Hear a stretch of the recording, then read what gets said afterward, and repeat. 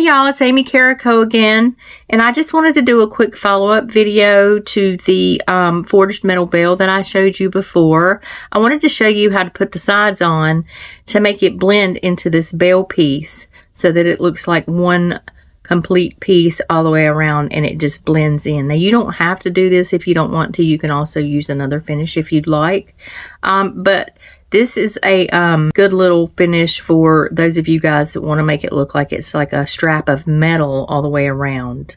So first off, this is not my technique. This is Samantha Burrow's technique over at Jessima Tutorials. This is called the Jessima Smear. She's the first person that I saw do this. But anyway, so what you want to do is you want to take some soft clay. So in this particular instance, I have 100% soft cosclay, and you can see it's very, very sticky. I mean, it's super sticky. It's going to stick to my fingers when I do this really bad. But that's okay. It's easy cleanup generally.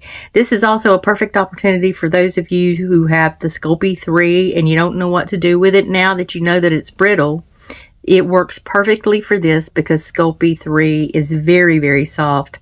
And it's almost the same consistency as this. It's not quite as good as this as far as smearing it on. This has more of a, I don't know, more of a stretchy feel to it. So it works great. You can also use Fimo Soft. It does work well. I have used it in the past and it works. So what you want to do is you just want to make sure that your clay is conditioned, and you only need a little bit. And I generally just take it, a little ball of it, and pull it apart. And then I kind of fold that little point down a bit. And that's all I do. And then you're going to take it at the top of where you want to begin, and you're going to hold it there, and you're going to just smoothly and easy, gently, steady,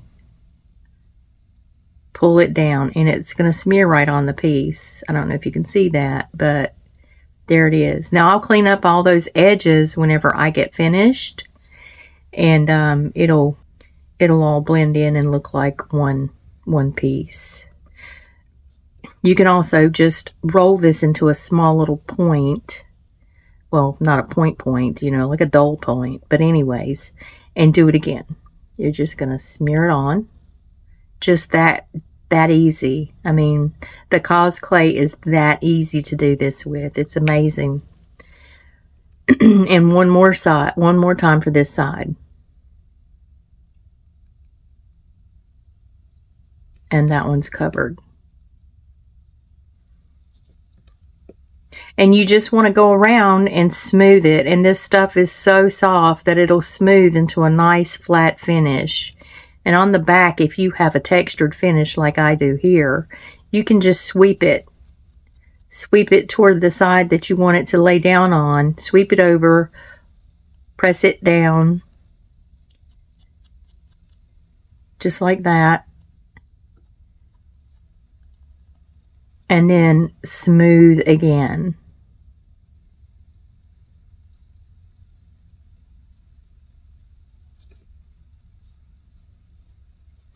And you can see it's fairly sticky. And that's pretty much it. You just want to go around and make sure that you don't have any on the face of your piece.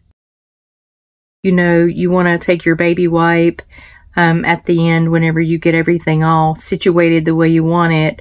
Take your baby wipe and run over the top of your piece and clean it off, and just make sure that you don't have any clay spots, marks on there that'll bake on, because then you'll end up having to sand it, and of course you've already sanded this piece, and it's going to be hard to get it back to the finish that you had without messing up all the detail that you've put in your bell, your sides. And so you want to make sure that you do the cleanup before you bake this one more time. Now I would suggest that if you are going to put the sides on like this, that you go ahead and bake it for about 45 minutes for the primo temperature, or whatever clay, the main body of clay that you use. That's the temperature that you want to bake it at in a preheated oven that is covered with something like a foil tint. But that's pretty much it. That's all I've got to show you. I hope you enjoyed this little follow-up tip video. If you guys have any questions, just let me know in the comments. Thanks.